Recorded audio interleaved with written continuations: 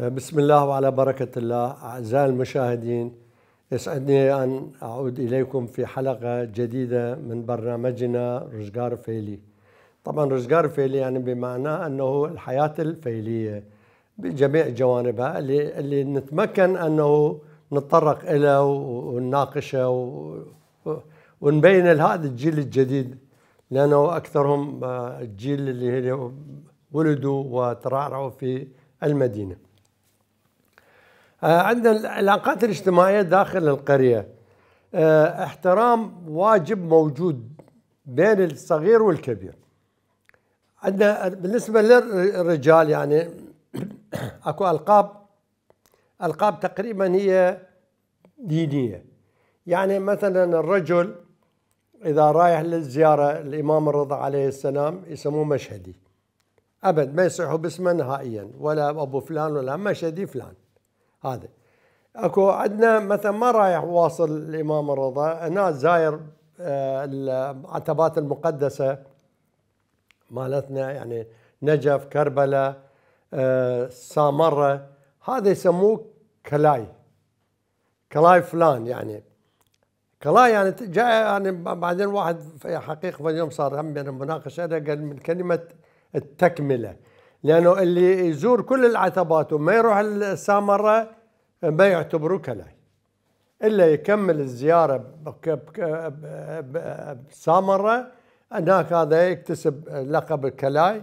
فأيضا بالقرية وبالمنطقة وبش اسمه فإلى منزلة معينة، رجل كبير أو أي واحد إنسان محترم ووجه محترم، فهذا لقبه. وعندنا أيضا لقب الحجي، هذا اللقب أيضا للناس اللي مؤدين فريضة الحج. وطبعا احنا بمجتمعات خاصة القديمة يعني قبل فترة يعني بالنسبة للحج مو يعني لكل الناس، يعني ما يتهيأ لكل الناس، يعني الناحية المادية، الناحية الجسمية أو الفترة، فقليلين الحجاج الموجودين قليلين. الاحترام الغير هذا مثلا ماكو واحد كبير يصيح باسمه، لو خالو لو مامو، يعني هذا يا خال لو عم. بالنسبه للنساء ميمك، هذه يعني شو اسمه، هذا عندنا الالقاب اللي ماشيه عندنا. بالنسبه للانتشار القرى جغرافيا، انتشار القرى جغرافيا، هذه كل قريه او كل مكان هو تقريبا خطط لاقتصاديات القرية هذه. احنا قلنا القرى اكثرها انتاج حيواني وزراعي، فلاح يزرع وينتج ويبيع وهذا شغله وانتهى. لكن احنا عندنا قرى من الناحية الجغرافية تختلف، لأن الناحية الجغرافية أثرت على الناحية الاقتصادية اللي عندهم. مثلا عندنا القرى القريبة من المدينة، يعني ناخذ مدينة مثل مندلي، ناخذ مدينة مثل بدرة، مدينة مثل خانقين. هاي المدن، هذه القرى اللي داير مدايرها مسافات بيناتها مسافات قريبة، يعني أما يروح مشي أو عنده بايسكل، يعني أو يعني إذا شو اسمه مثلا فلاح وعنده فالشغلات يعني مو يومية، يعني واحد يشتغل شو اسمه مكان بالمدينة، يعني ما يقدر ياخذ حيوان وياه ويربطه الى شو اسمه المدارس الموجودة بالمدينة، فهذه أثرت عليهم.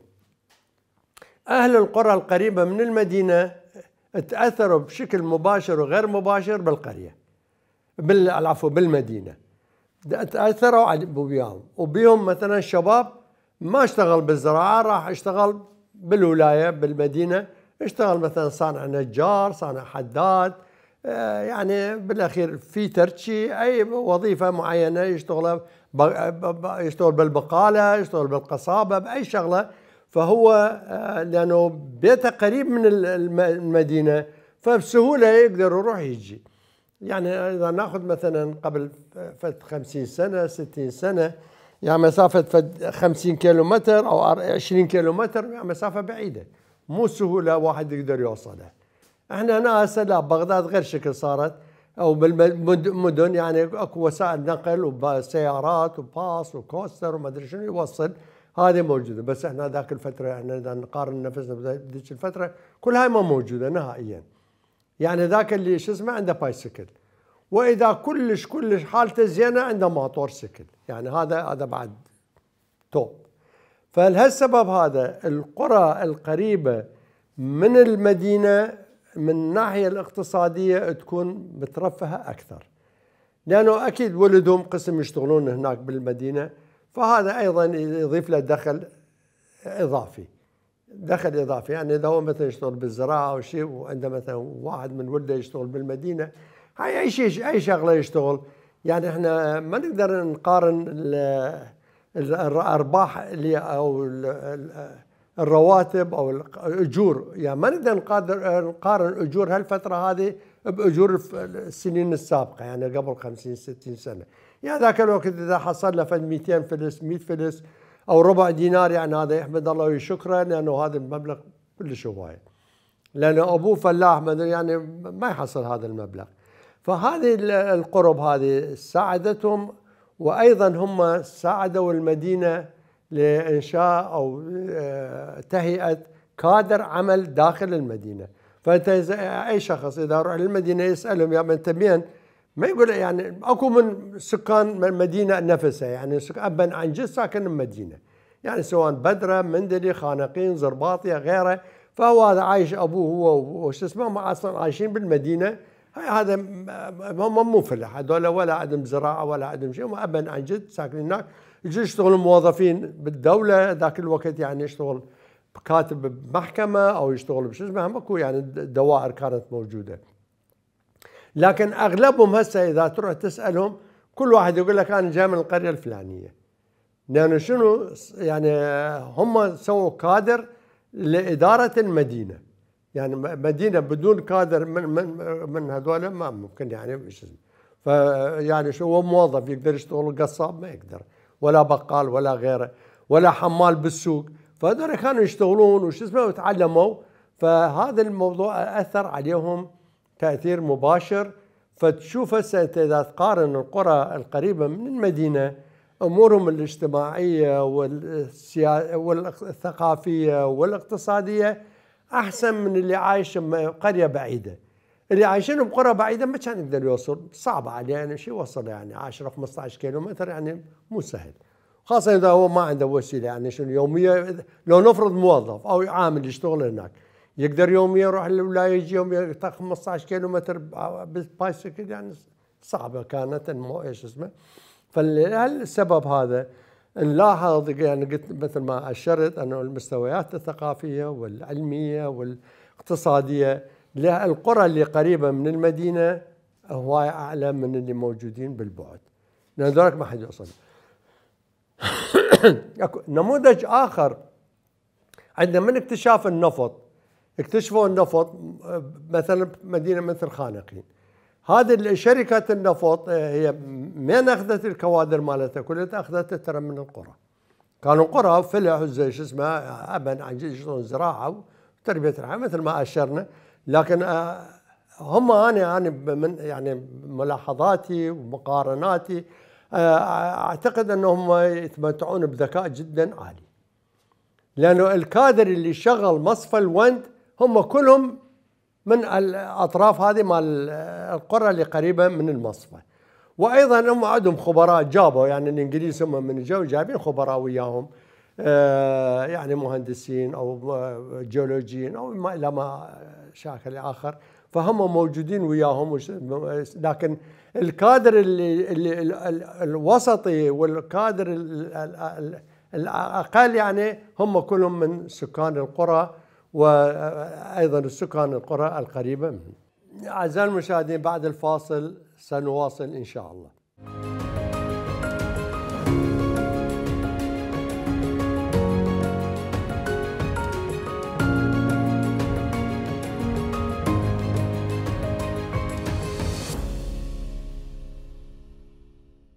فتطرقنا الى موضوع مثلا اخذنا نموذج مصفى الوند.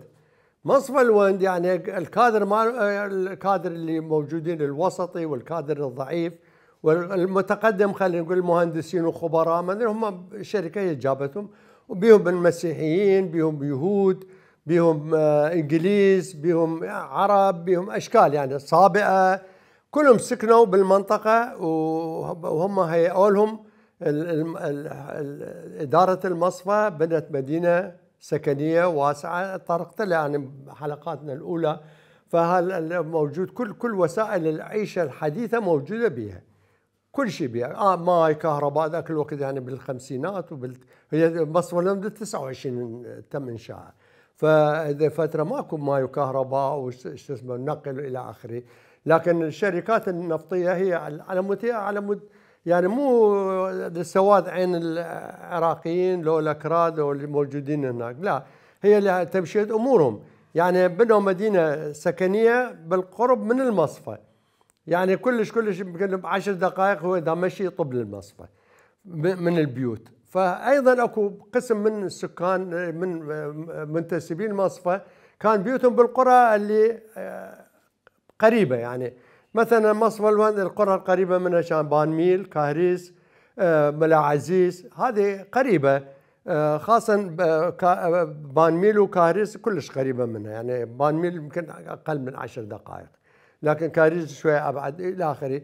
وبعدين هم هيئوا لهم سيارات انه توصل للمناطق القريبه، يعني مثلا قريه ملك شاي، ملا عزيز، يعني المناطق هذه اللي قريبه من المصفى يوصل، لكن هو ما يوصل قريه احمد طاهر السرميري اللي بعيده، او قريه حسين او غيره وغيره.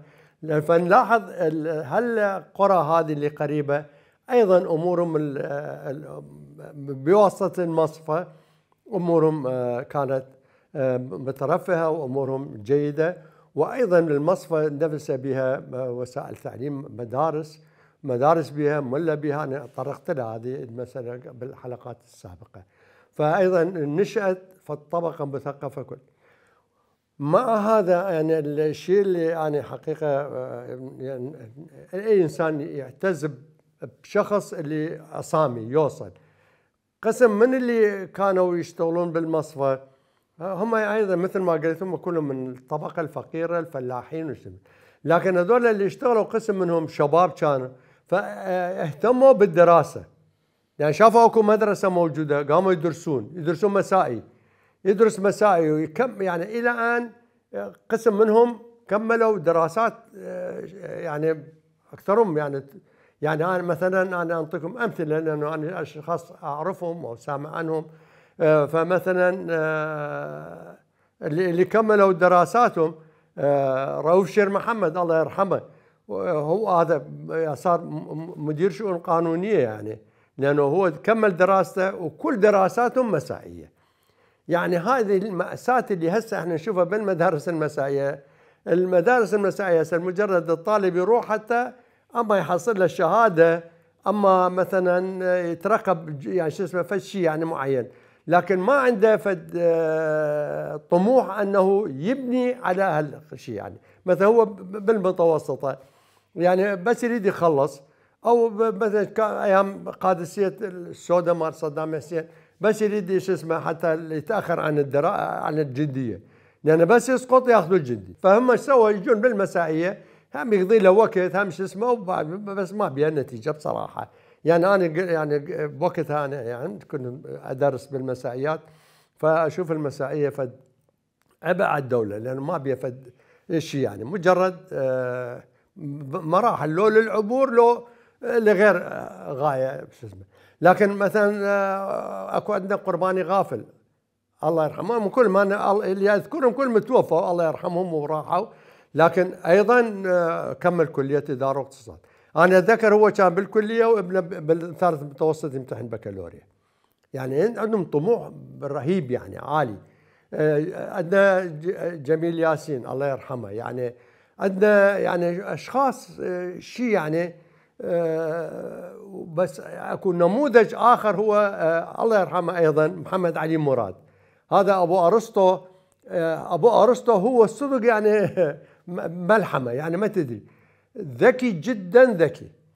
يعني انا والدي هم كان يشتغل بالمصفى، يقول يعني حتى الانجليز كانوا يتعجبون من العمليات اللي يسويها الحسابيه والقضايا، يعني اكتسب معلومات، وهو ايضا يعني شكل طور نفسه اللي بحيث اللي هو اثر على ذولاك يعني شو اسمه هم يجيبوا. يعني انا مثلا شفت الرجل كان مدير حسابات بالكوت، معمل نسيج الكوت، فعنده درجه مرات الدرجه توقف، يعني لازم مثلا شو اسمه هو كان مدير حسابات، فشلون ما يقدرون يستغنون عنه، شلون شو اسمه. فاحمد حسن البكر انطى درجه انه سوى مدير حسابات اقدم. يعني هو مدير حسابات اقدم وما عنده بس الرجل ما عنده كليه، انا اقول لكم، لكن عنده فد معلومات رهيبه باي موضوع تقدر تتناقش وياه. كان الله يرحمه انا كنت كلش معتز به، ومعلوماته ولغات انجليزي، اذا نظم حسابات بالانجليزي طبعا. يعني من طلع تقاعد يشتغل بمكتب الشركات الاجنبيه كلهم، لان احنا الكادر العراقي كله اكثر حساباتنا وقضايا مادتنا كلها عربي، فهو هذا كان يشتغل الانجليزي يعني متميز يعني الله يرحمه. فانا انطي امثله يعني هواي امثله منهم، وانا قسم منهم مثلا ما اعرفهم او ناسيهم او شو اسمه. فالمصفى صار مصدر اشعاع ثقافي للمنطقه كليتها، فالناس تطوروا وامورهم تحسنوا، وبعدين هذا عنده راتب ثابت. يعني الفلاح ما عنده شيء ثابت، الفلاح هو ينتظر رحمه الله، مطرت الدنيا هو حاصل عنده الزين، ما مطرت يعني هذا خطيه راح الدمر، واللي يزرعون مخضر وما ادري شنو القضايا هذه يعني. فيعني ما عنده فد راتب معين، فشوف الفلاح دائما هلكان كان تعبان. فلهالسبب هذا فاحنا نقول قسم منهم راحوا القرى القريبه من المدينه. فمع هذا انا اؤكد ان القرى القريبه من المدينه هي متطوره ثقافيا وايضا اقتصاديا، لان هذا عنده فشي ثابت. اذا اشتغل بالسوق مثلا يشتغل نجار او حداد او شو اسمه او اي شغله اخرى، فعنده فد مردود يجي، مو مثل الفلاح. فلاح ليل ونهار والناس تدعي وياه بركه الله. هذه الناحيه الاقتصاديه والناحيه الثقافيه اللي موجوده. بالنسبه للقراءه والكتابه، كان معظم القرى كان يظهر شخص عندهم هذا يقرا ويكتب، يقرا ويكتب يعني متعلم او قاعد بالمدرسه او فد شيء يعني بوقته. فهذا شو يسوي؟ يفتح له يسوي له فد غرفه بالبيت، هو كل بيوتهم كلها طين بالقريه، فيخصص له فد غرفه يدرس ولد المنطقه يعني ولد القريه، يدرسهم هذا المله، يدرسهم طبعا ماكو ذاك الوقت فيزياء وكيمياء ورياضيات وما ادري شنو، لكن كان يدرسهم يعني التلاوه، تلاوه القران، يدرسهم احكام القران، يدرسهم القراءه والكتابه. يعني بصراحه انا شفت يعني بيهم، طبعا هو يعتمد على القابليه الشخصيه للشخص. يعني شفت منهم هو كمل يعني شو اسمه سنه سنتين كان بالمله، هو المله هو بس يقرون قران يختمون وهالقضايا وجزء عامه وجزء تبارك الى اخره، لكن بالاخير طلعوا يعني هم فطاحل يعني يقرا يكتب وش اسمه ويقعد قسم منهم كملوا دراساتهم. يعني يروح مثلا ما يخلوا بالصف اول ابتدائي، يخلوا بالثاني، يقولون لو اكو مجال ان نخليه بالثالث، لكن قانونا بالثاني. هالقد ما عنده شو اسمه يعني الملا هذا، وعلى بساطته وعلى طريقه يعني طريقه الملا، يعني مو طريقه شو اسمه الطرق العلميه والنظريات وما ادري شنو.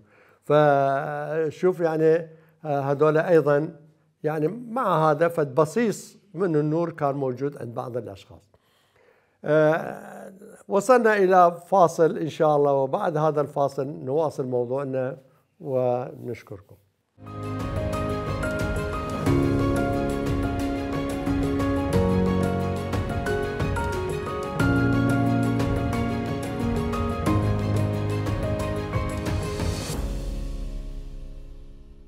يسرنا أن نعود إليكم بعد الفاصل لنواصل. احنا تطرقنا إلى موضوع القرى القريبة واللي موجودة ومعيشتهم أو الحياة الاقتصادية، وأيضا قسم منهم بنوا على هذه يعني المسائل الأولية بنوا عليها فاتثقفوا ووصلوا، قسم صاروا تجار، قسم صاروا يعني من دكان إلى تاجر إلى شو اسمه. فالناس تمكنوا أنه يعتمدون على نفسهم ويطورون نفسهم. عندنا موضوع آخر يعني من المواضيع اللي تهم القرية والعشائر وش اسمه، عندنا مواضيع عن الزواج. الزواج عندنا، الوفاة عندنا، يعني هالمسائل هذه كيف أنه الناس هذول يعني يقومون به. بالنسبة للزواج يعني إذا بالقرية هم طبعا أنا يعني لاحظت سكان القرى يعني أكثرهم بيعتبرون نفسهم عائلة واحدة، عائلة واحدة كلهم مثل أخوة وخوات ويشتغلون بالحقل ويروحون ويجون، يعني ما عندهم مثل سوء نية مثل اللي هسه موجود. هسه إذا واحد حكى ويا أخته هو هذا الدنيا تنقلب. فما كان أكو هالشيء هذا بيناتهم، هم كلهم أخوة كلهم أعزاء يعني. وتقريبا يعني أكثر أهل القرى هم أكثرهم من نفس العشيرة، حتى لو غريب بيناتهم هم الغريب هم محترم حاله حالهم. يعني احنا مثلا شفنا عشائر قرى بها عدة عشائر، يعني بها أركوازية وبها قرولس وبها حتى بها شو اسمه عشائر قوران وغير قوران وش اسمه، يعني العشائر خلينا نقول مال اخوتنا السنية. اكو عشائر وياهم كاكائية عايشين وش اسمه، يعني احنا ما سمعنا عن فد يوم من الايام انه صار اصطدام بين الكاكائية وبين الشيعة، يعني ما عندنا هالشيء هذا، بالعكس احترام متبادل واخوة وصداقة ويعني عمر. يعني أنا عندي أصدقاء كاكائية والله العظيم ما عرفت بهم إلا بعد فد 40 سنة أنهم هم هذول الكاكائية. ما شنو يعني ما يأثر بالنسبة لي، يعني شو تأثر؟ هذا كاكائي، هذا مسيحي، هذا يهودي، هو رب العالمين هو اللي خلق البشر، هو يحاسبهم، هو أليس. فبالنسبة للزواج شوف له مثلا واحدة من القرية ما تعجبها، يعني الشاب عجب بها شو اسمه، فيدز أول مرة يدز والدته أو خالته أو أخته يدزهم فيأخذون رأيها ويأخذون رأي شو اسمه أهلها. فإذا صار موافقة يعني موافقة مبدئية عاد شو يسوون؟ يروحون يخبرون المختار يابا احنا هيك نريد، وهم بيناتهم فيصير عاد خطوبة وقبل يعني يصير خطوبة وبعدين يشتروا النيشان، وذاك الوقت النيشان مو يجيب كيلوين ذهب وما ادري شنو، كلش اذا زنقين يشتري له محبس او تراجي او شيء. وبعدين ملابس يعني ايضا، والملابس ذاك الوقت اكو نساء بالقريه هن يخيطن، ما كانت اكو ماكينه خياط الايد ويمشون الشغل. فالى ان يصير شو اسمه تنتهي الخطوبه بعدين يصير للزواج. فقسم منهم مثلا ما عنده مكان، مو مثل هسه بالمدينه ما عنده مكان يروح ياجر له شقه لو يدور له على بيت لو شو اسمه يعني يتبهدل. لا ذاك الوقت هم بالقريه اصدقاء الشباب اصدقاء كلهم شو يسوون؟ يتعاونون وياه يبنوا له فد غرفه من شو اسمه ويا اهله يرتبوا له امور. هذا البيت انتهى جهز، السكن انتهى. يعني اكو امور هي معتمده على ذاتيه المنطقه، يعني ما بيها شيء. اذا هم مثلا اصدقاء فخمسه سته تعاونوا وياه وبنوا لهم غرفه ورتبوه شو اسمه. والاثاث اللي يشتريه اخو مو اثاث سيسم وش اسمه، لا اثاثهم خطيه كان وين شو. اكو ديلاب يسموه جاش كنتور، هذا الديلاب عندي الصور مالته ما ادري شلون نقدر نوصلها لكم. هذا دينارين ثلاثه يشتروه بس مزغرف احمر واخضر وش اسمه برايات وصور بالوجه وفد شيء. يعني انا كنت جاهل قلت على ابوي يشتري لنا واحده من هاي، يعني هيك يعني كله زرق ورق وهو كله مال صناديق شاي ما ادري شنو، يعني وكله بدينار ما ادري بثلاثه يسوي شو اسمه. فيشتري هاي واحده منهن، هم هذا هم كنتور هم اذا فراشه منه خلي الفراشه فوقها، وايضا يشتري له مثلا عنده مال شاي عنده مال اكل، يعني المسائل هذه. وايضا عنده عنده مال الشاي مال القريه حتى اقول لكم بيها كان يسموه هزار بيشه. هزار بيشه هذا صندوق بيشتروه هم بس محفور على قد الاستكانات، مثلا فد 4 استكانات هيك. بالنص اكو مكان الشكر والشاي ومكان قواشيق، ويعني شو يغلفوه هو هذا هسه احنا ما شاء الله مكان كاونترات تتكلف ملايين الدنانير. هو يعني الحياة ترى كل ما تكون بسيطة كل ما تكون أسهل وأحسن. لكن شو نسوي؟ هذا المدنية ومتطلبات المدنية احنا ندفع ضريبتها من دمنا ومن جهودنا ومن صحتنا ومن شو اسمه، لأنه هسه ماكو شيء سهل أبدا بهالحياة. هذا شنو أي موضوع ماكو سهل السهولة بها. فيصير موعد الزواج عاد يعلنون الزواج شو وقت، مثلا يوم الخميس او شو اسمه، فيجمعون اهل القريه، وبعدين حتى اذا عندهم اصدقائهم يجون من غير قرى ايضا همين وياهم، ويجي مثلا انا اعطيكم امثله الخانقين، لانه انا يعني اكثر عندي شو اسمه احتكاك بخانقين، يعني ولو انا طفولتي بس بخانقين مع الاسف. فيجي خاني دولتشي الله يرحمه، هذا طبال خاني مشهور هذا اصلا بخانقين، هذا يجي ويجيبوه هم وطبل ورقص وشوبيه يعني بحياه ولد وبنات، ويعني ما بيها يعني ولد يلزم ايد بنيه وشوبيه وما ادري شنو، يعني فشيء بسيط جدا، يعني ما بي فد شيء، يعني فد غموض او فد سوء نيه ابدا. لأن الأخت هذا شو اسمه وياهم، أخوها ويا فلان، يعني هم عائلة واحدة، يعتبرون نفسهم عائلة واحدة. فيصير الزفاف وش اسمه، فعد من شو اسمه الحالات أنه يصعدون العروس على حصان ويغطون وجهها شو اسمه مثل ما يقولون برقع، ما أدري شو يسموه بوشية، وهذا يمرروا دار مدار القرية، والطبل والناس والجهال وكبار كلهم متونسين وياه، الى ان يوصل البيت. عاد رجلها يعني شو اسمه هو ذاك الوقت بعد خطيبه يلزمها ينزلها من الحصان ويطببها بالبيت. قسم لا، هو شو يسوي؟ هو ما ينزلها، يصعد فوق السطح حتى شو يسوي؟ يضربها على راسه بقصبه. هذه يعني هم تقاليد هاي القصبه، يعني على نوع من القوه والتسلط، يعني من يعني حتى تطيعه، مو يعني خو عداوه، يعني خو مو يكسر راسه لا، فيعني شيء طخه يعني هذا ايضا يمثل انه الطاعه بين الرجل والمراه. احيانا كان يصير نهوات بيناتهم امينه، شلون هسه بالعرب موجود، قبائل العربيه موجوده عندهم، يعني رجل ينهي على بنيه، هم ايضا كان موجود عندنا بالاكراد، موجود ما ادري هسه موجود او ما موجود، ما اعتقد، هي اندثرت تقريبا لانه شو اسمه. فايضا يصير تراضي، مثلا يقول انا هاي بنت عمي وانا اريدها، زين يا بنت تريدها ما يخالف، بس احنا هسه صارت قسمه ما ادري شيء، يعني يجون ناس عقلاء يحلون المشاكل جدا ببساطه.